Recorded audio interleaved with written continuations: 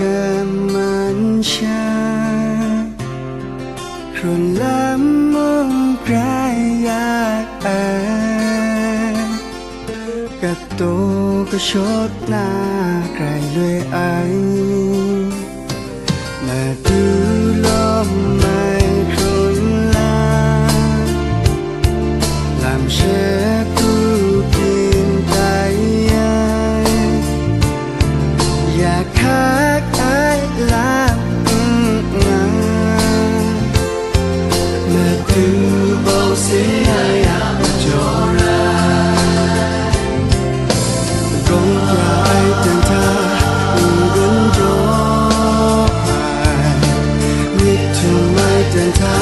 xin lắng ya biết cái gì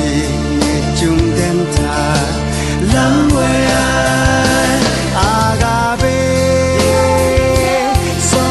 me agape so ra me gạo thơm mai so ra me mà thứ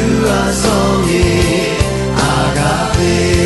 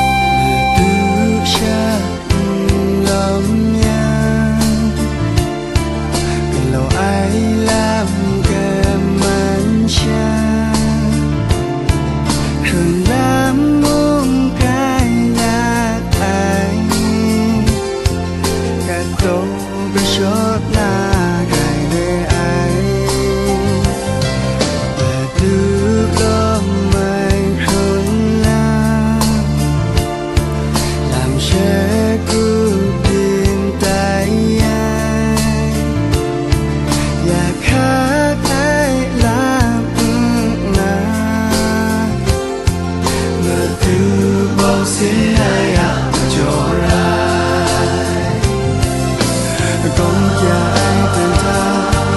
đứng cho ai biết thương ai từng tha sẽ lắng ya biết cái gì biết chung bên tha lắng quê agape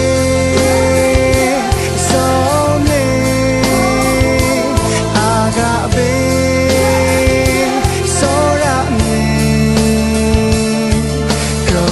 mai so ra me